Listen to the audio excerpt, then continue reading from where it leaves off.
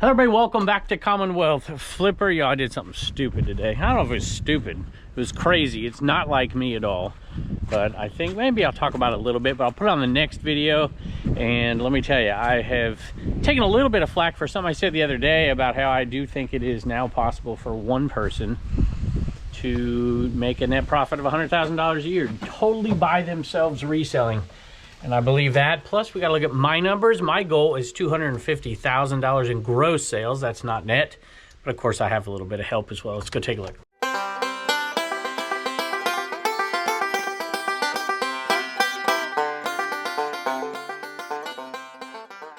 So I'm going to look into that question. A lot of people, always send questions. That's the big, everybody wants to quit their job, right? I wanted to quit my job. And I love to talk about this topic, but it's always important to be cautious. But there are there's a bunch, but there are two specific reasons why I think one person, not easily, you got to have knowledge, can make $100,000 net profit doing it basically the way I do it. And like I said, it is not easy, but I now think that it's possible. Two major reasons for it. We'll get into them. But I want to know your opinion down below. Sourcing is key to this equation, by the way. Pound Puppy newborns. This little lot of 3. I paid $3 at a sale. This video just came out on the Commonwealth Picker channel. I was with my aunt, my mom's sister. And so I paid $3, and Pound Puppies don't go for crazy good money, y'all. They really just don't. I wish they did because they're super cool. But these sold for $19.95 plus shipping. So you figure make about $13 net profit on that right there. And they're Pound Puppies. They're awesome. So we're gonna look at that question, look at the numbers, and I'm gonna put my numbers in. I show you my numbers at the end of every month or a little bit into the next month. And I have put my numbers on each month all year long, but I have never totaled them up. So my goal is $250,000, $250,000 in gross sales. And let me tell you, I know people who could sell the way they do things. They could sell $250,000 and they'd only make 60 or 80,000 just because the way you source. So sourcing is key to this, and how you do it and how cheaply you can do it. I try to keep my sourcing roughly, when I look at my gross number at the end of the year and I look at my cost of goods at the end of the year, I want it to be somewhere close to 10%. It might be, 9, that'd be amazing.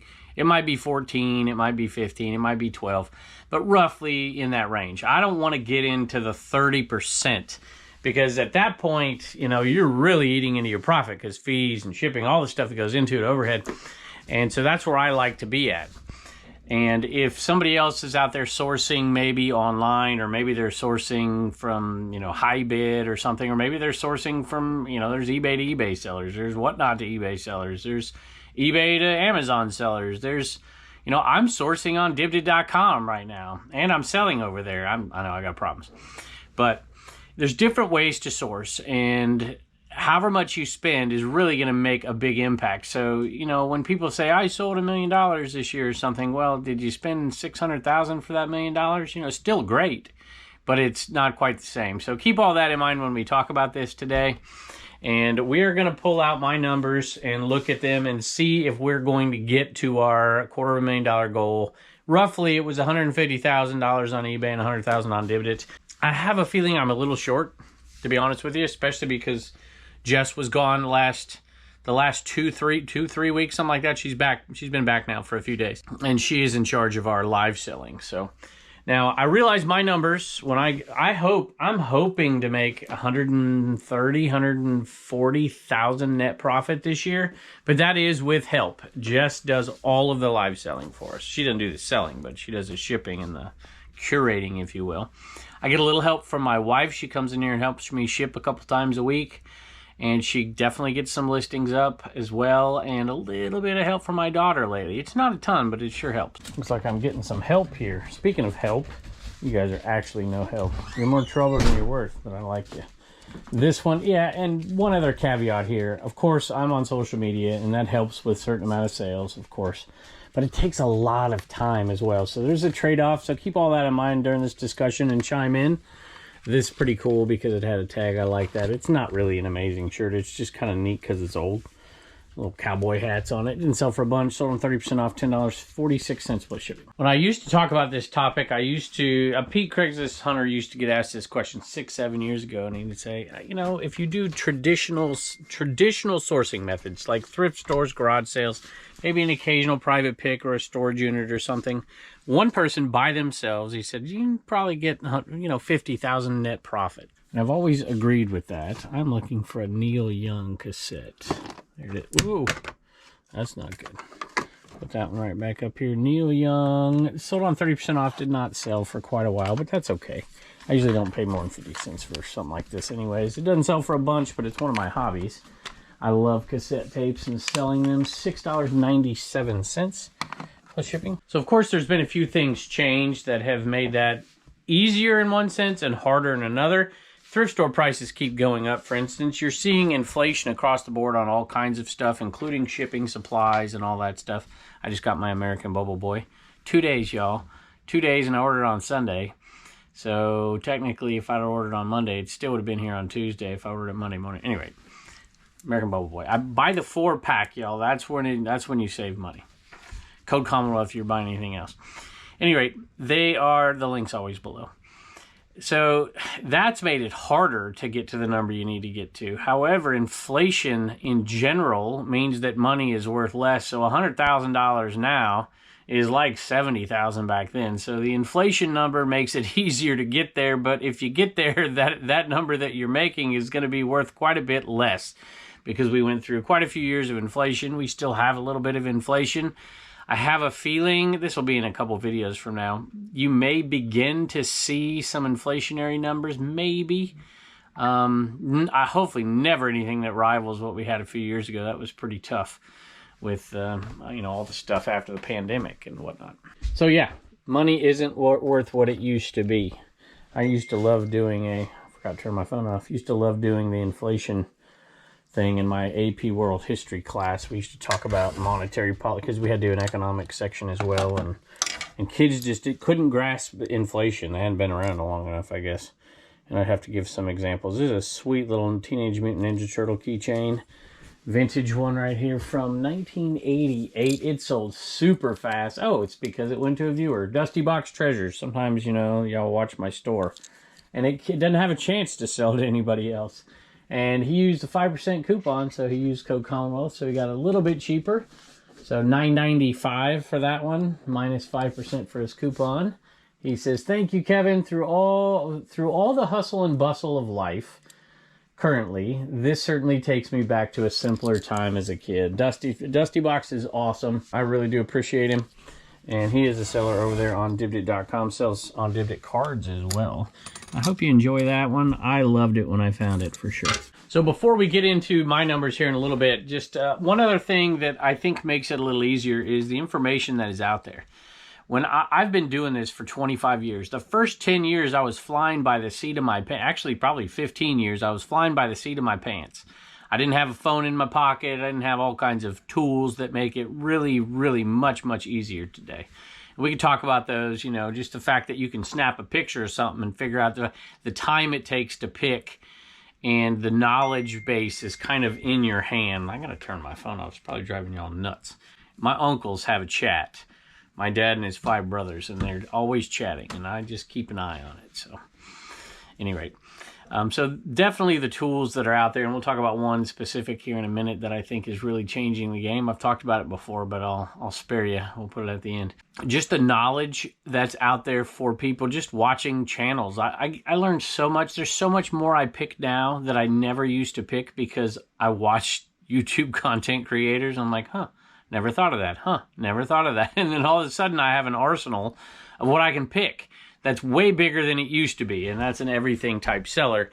And of course, I think the niche down part of it, I've talked about this kind of ad nauseum at this point. There are certain paths going down that road where I think you can do this as well, for sure. I would love some of you to chime in, and this is not to disappoint people out there like, man, I can't make $800. What are you talking about? This is just to say, hey, where are we really at? Is it possible? And if you are somebody doing this completely by yourself, with no other help, with no social media, I would love to hear you tell us down below if you are making, if you think you can, or if you have already made $100,000 in a year. Net profit reselling. There'll be a ton of people who say they can't. I'm not even saying I could. I'm just saying it's very, very possible at this point. This is not to discourage anybody or to get anybody upset. You know, you judge yourself by yourself. But I also wanted to have people look at the opportunity. You know what? I think this one's over here. Is it up? It is right here. Hang glider. This is Smurfs Hang Glider 1978. Schleich Payo. Little, got wings. Almost got a bat, but it's a hang glider. That one sold for $8, $7.95 plus shipping. You might say, oh, what are you talking about making 100,000? You know how many of these you'd have to sell? A lot. I know it seems dumb, but there are so many little things we take for granted that, like, I used to do all my... I never used to use a 3-inch tape gun, for instance. My go-to tape, Commonwealth. All-American Bubble Boy. Get the 3-inch tape if you never tried it. It's life-changing. Still use the 2-inch tape as well. The thermal printer. I never used to use that. I used to print them off on a thing, cut it out, tape it on the box. Little things like that can save so much time that we never had in the past. I never used to ship using poly bags, for goodness sake, and I didn't even realize. You know, that was, you know, quite a while ago, of course. But some people still, every once in a while, I hear them say, oh my goodness, thanks for showing me the poly bags. I'm like, really? I thought everybody did that at this point. This is a Spirit horse, and I got it. Oh man, what did I buy? I bought it a long time ago. I don't remember what I paid for this one. I hope it wasn't much, because it sold for $13.96 plus shipping. And I will say, I'd poly bag that sucker right there. You can squish up plush, and I've never had somebody complain. You can squish them up, suck all the air out, and put them in a box if you want. For a $13 plush that's in good shape, I'll probably put that in a giant poly bag. I have really big poly bags down there that they'll fit in. I don't know, I might put it in a box. We'll see where it's going. You might ask, what does it matter? I always check before I put it in something. This is, if this was going to California and I could get it, you know, there you go. It's 15.1 ounces. Probably not accurate because his hair was hanging off. If I could put that in a poly bag and keep it under a pound to save that, I would do it. Or if it was right up to 2 pounds, I could keep it under by doing it, I would do it. It's going to Pennsylvania. It's not going to be a dime's worth of difference at this point. I'll probably put it in a box. So it's really important when you talk about systems and you know, even moving things and different amounts of steps and all that. That stuff saves you time. If you save enough time to get 2, 3, 4 more listings up during the day because of that stuff, it is well worth that time. This sale right here, I've sold this before. And I think we got just at $300, and I was like, it'll be all right. They sent it back because it was dirty. And I'm like, well, it was dirty in the picture, and I said that, but whatever. This one was the worst by far. It needs some cleaning. This is sterling silver, and they sent it back. I'm like, okay.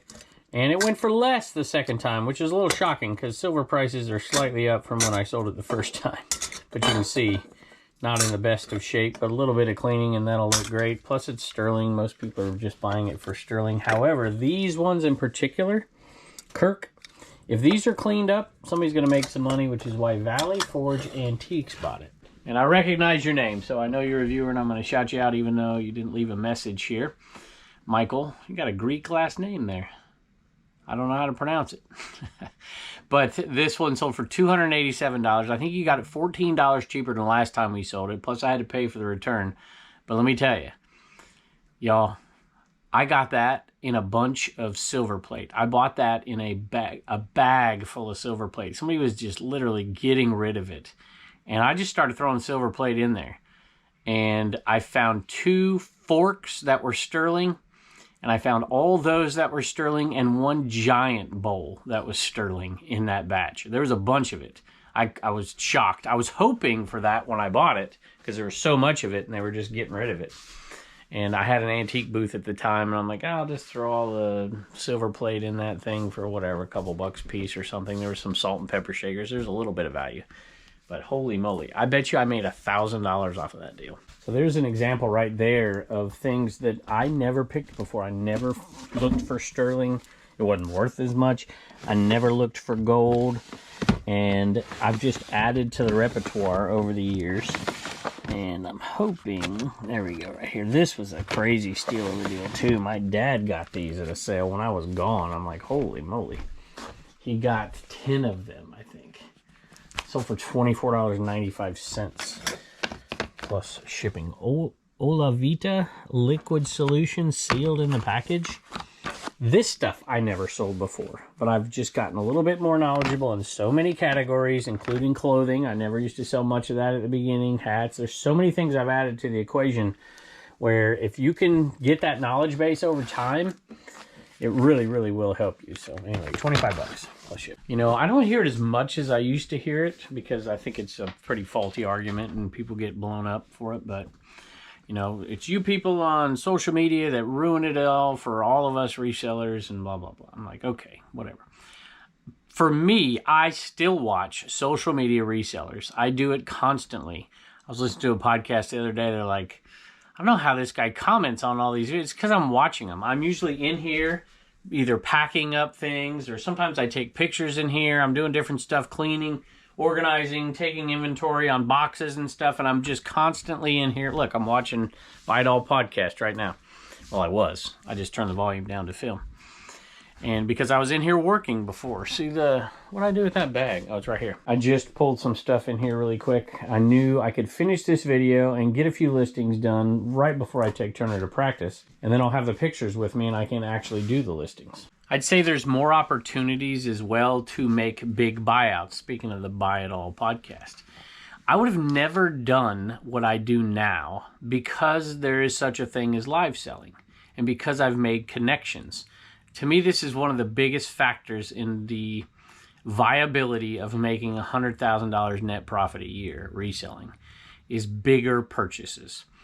Where I looked at it, I wasn't going to talk about this today. You'll see it in a coming video. I made a big purchase, and a decent amount of the stuff in this purchase is not really eBayable and or not really Dibditable, if you will.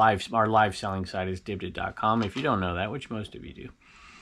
And come on over and join us, because whatever I just bought that you'll see here in a day or two is going to go, most of it is going to go over there. There is going to be a few things we'll pull for eBay. I'm going to focus on the pop culture stuff that I love to sell in here, but most everything else is going over there.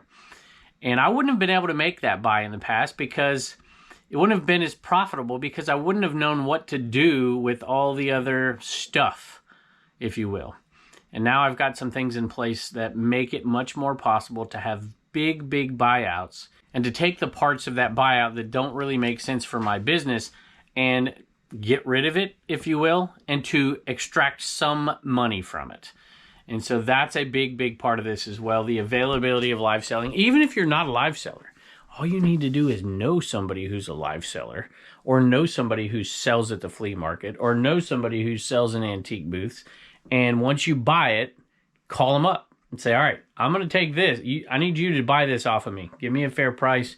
Get it gone. Take the labor out of the equation for yourself and focus on the other stuff. It is a PVC kind of day. And my daughter's slowly been learning the business as far as listing stuff. She's never really done it before. I used to have her take pictures occasionally. But now she wants money because she's getting old enough where the car is in the future, right? And she wants to make sure she's got money for a car because she knows I'm not buying it for her. I told her I'd pay her half. Wallen, you think that's fair? Y'all think that's fair? Whatever she saves for a car, I'll pay half for her first car.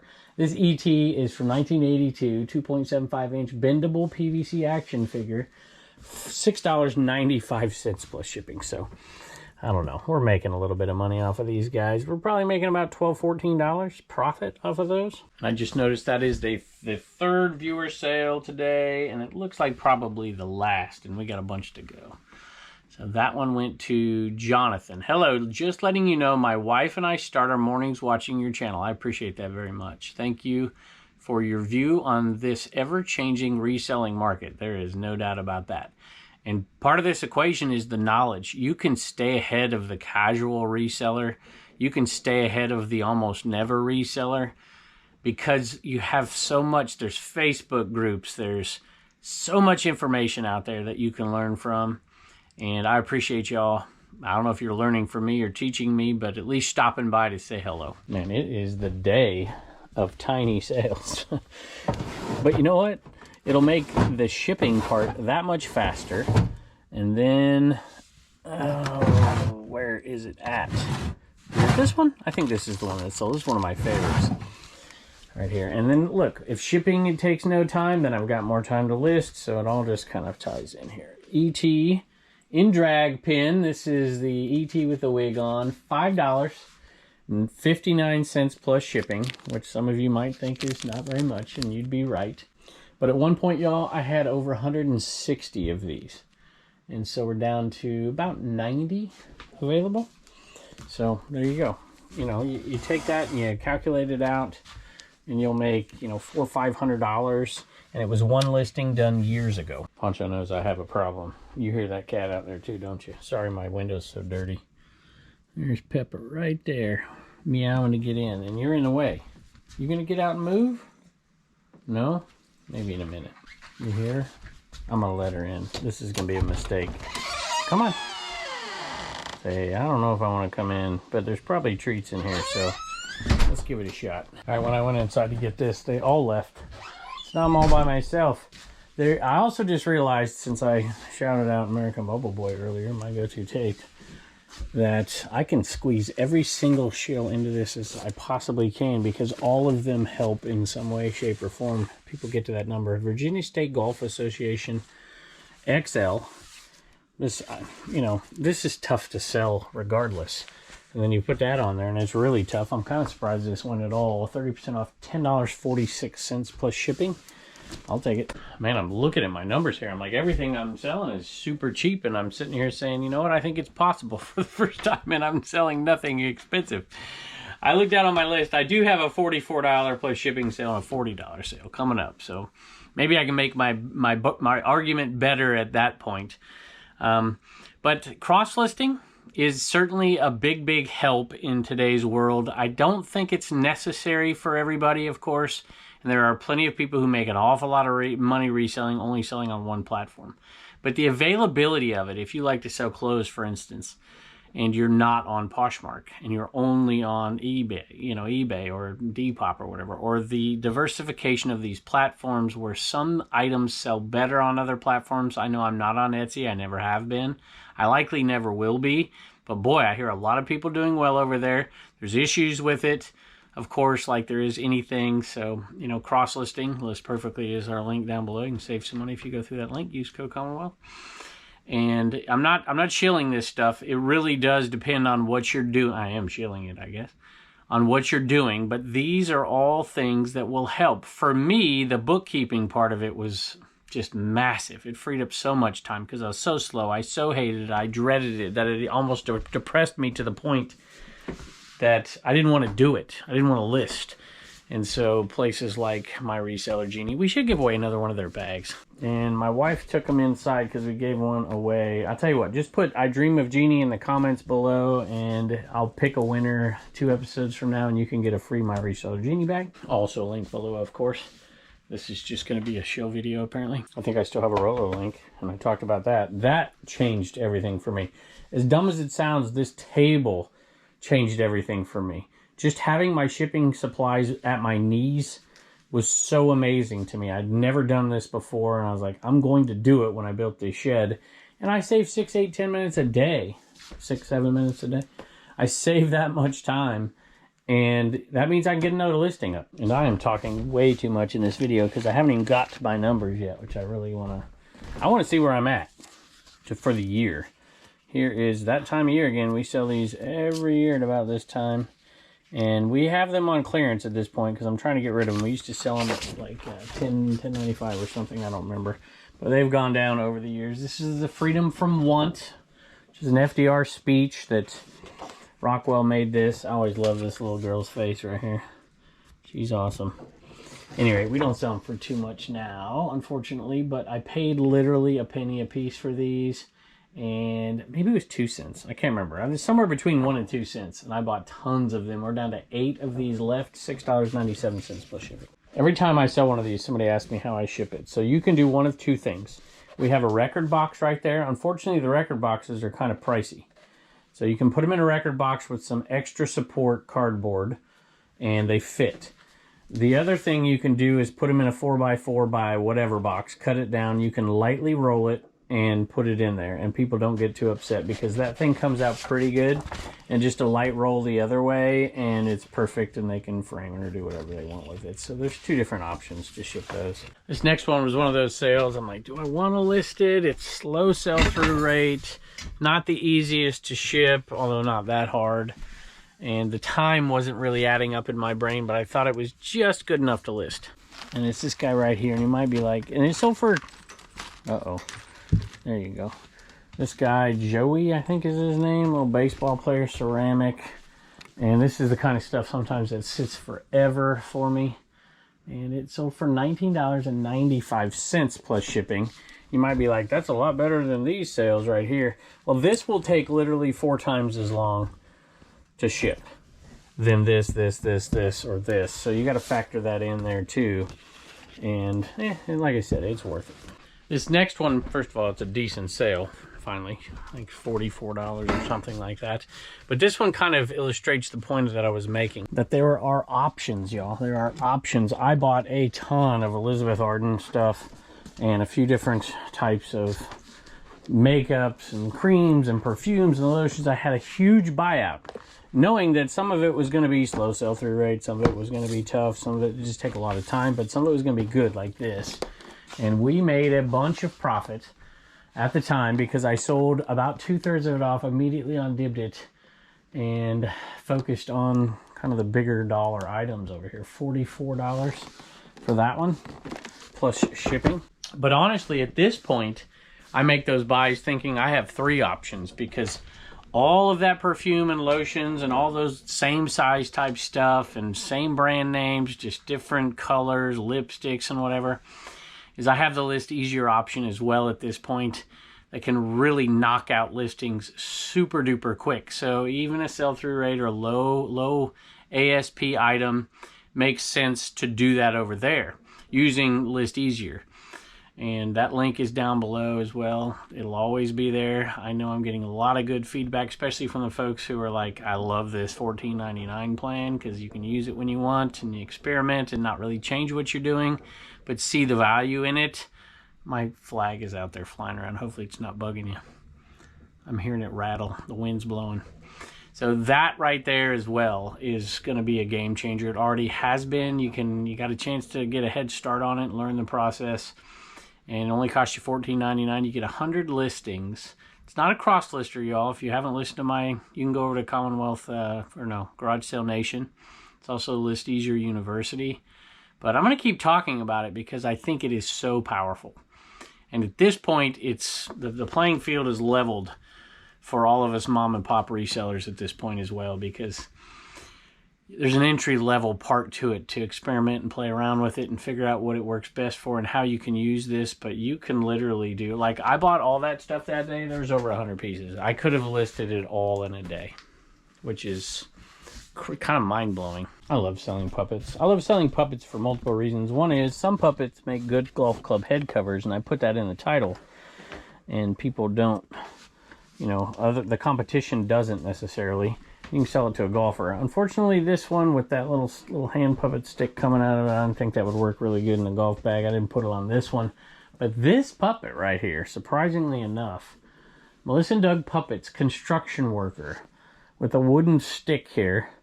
This guy sold for $40 plus shipping. So we're going to jump in and look at my numbers. I had crazy ambitious thoughts for October. My thought was $25,000 for October. And then my wife left twice, once to visit some friends in Tennessee, and then she went down to, went on a little cruise with her mom, and I'm like, oh my. And then Jess's mom got sick. She's been in the hospital, she's been out of the hospital, and Jess was gone for 3 weeks, 2.5 weeks, something like that. And I'm like, whew, this is gonna be hard. Not just because they help out with the business, but because I had to take care of the kids, right? My wife was gone, so I was taking the kids to I got to take Turner to practice, but it was like, take Turner to practice, come home, take Reagan to practice, come back here, take Turner, pick him up, bring him back here, go get Reagan for practice. I was like, how am I going to do this? All you moms out there who juggle everything, right? And I was like, geez. So we didn't get there, but here are the numbers for the month of October. Static selling, and this is predominantly eBay. There is a little bit of sales that were local and a few Bonanza sales. It got hot there for a little bit with Bonanza, but 12,900. Static sales on DibDit were 7,900. So I kept up this pace. I think it's cost us a little bit so far in November for, don't ask about this question, y'all. It's crazy nonsense. My wife and her friend are nuts. That's what they got me and her husband too. So anyway, so I still pushed it hard even without Jess. I enlisted Reagan to help me, and then I shipped the DibDit stuff, or my wife, when she was home, helped me ship that stuff. So we didn't get to that. Where did we get? So what's that add up to? So 12, we're looking at, let's see, 8 and 13, that's 21,000. So 20,800. So we came up well short of my goal for October. Okay, so I totaled up all the static listings. Check this out, y'all. That was September's number, almost identical to October's numbers. That's kind of crazy. But I went back and totaled up every single month with their insanity here. And we got to this number with 2 months to go, November and December. So we're going to make 150,000 gross this year. All we have to do is 10,000 and 10,000. That's almost, I'm shocked we're at this point. I thought we would probably be at 110, 112. So that makes me feel really good. So the goal really was to get, we're going to beat our all-time number, our all-time gross number. And that was with adding live selling. We've done live selling on and off, but this is the first year I've really done, 1, 2, 3 shows a week sometimes. And so I wanted to hit 150,000 in gross sales on eBay. Looks like we'll do, wait a minute. Did I just have that right? What did I just show y'all? That said 130? No, it said 120. What am I talking about? I think I got the wrong numbers for you. Yeah, you guys must be laughing at me at this point. I said 10,000 each month. That only gets us to 140,000. We need almost $15,000 in sales on eBay in November and December. Whew, I don't think I'm going to make it. That's going to be rough because I like to shut it down around Christmas time. I guess we'll find out. So shooting for 14,750 in November and December. And, I've had a bunch of sales lately, but they're not the highest dollar. Maybe I'll have to cheat and throw up some gold out there or something, bump those sales up. So we're not there on eBay. Let's check out the live selling numbers. So I've thought we've always had a better shot at getting to our eBay number of 150,000 than we ever did to get to our DibDit.com number of 100,000. And so I was right. That means we have to sell $40,000 in November and December. I don't think that can be done. But you know what? You'll see something on a coming video that might help me get to my goal. It's not completely impossible at this point, but I'm thinking, let's see, 80, 140. My goal is $250,000. I'm 99% certain we'll get to 230,000. I am 50% certain we'll get to 240,000, and I'm about 10% certain we'll get to $250,000, but we shall see. I thought I'd share a few more numbers. Our sales year over year up 6.9%. So we are growing. I always look at that inflation number too, because, if you're not growing at the speed of inflation, of course you got to look at ASP, average sale price, as well, and kind of figure that all out, plus your costs. It's all kind of rolled up into one, but we are doing better. This will likely be our best year ever, even if we don't hit $150,000 in gross sales. And y'all, you got to keep in mind something. Yes, I do have social media and all that stuff, and that certainly helps on the live selling side immensely. There's no doubt about that. As far as on the eBay side, it helps a little. There's no doubt. We appreciate all the viewer sales out there. But the time it takes to produce all the social media content that we do limits me a little bit. It's why I've enlisted some help. I spend about 20 hours reselling a week. I spend that. And then, Jess comes in and puts in some time for DibDit to get the shows together and to ship those shows, and helps out with some other stuff around here as well. And my wife puts in some time as well. So collectively, there's not being 40 hours, probably 40 hours being spent on this. And then that might negate the benefit of having the social media. And I don't suggest people get social media. Most people don't want to do it anyways. But just thought I would mention that stuff to keep it kind of clear to people. And, you know, there'll be somebody, well, you know, you can do this because it's whatever. Okay, whatever. I know people who can do this and have done this. So we'll see. I have to look at my promotions. I don't promote on eBay. We've talked about this before. You know, with all the changes that have taken place, I know a lot of people are promoting less, either a less amount, or they're promoting fewer items at the same amount because of what's going on. We'll see where that ends up. I do put sales on, and my method is probably different than most, and I don't suggest it to people as well, but that 30% off, once it hits 250 days, it's going 30% off. I'm not going to mess around with stages. It's just like, okay, if it isn't sold in that time period, something's up with the listing. It's just not a very good sell-through rate. We're just going to knock it off 30%, which is fine with me, because if I'm buying at 10% on average, I have zero problem. I'm still making a really hefty profit on a lot of items at 30% off. So I clicked the camera off to go through the numbers for the DibDit marketplace, and we used to have 8 marketplaces, y'all. We called it the DibDit 8. We've condensed those down to 3.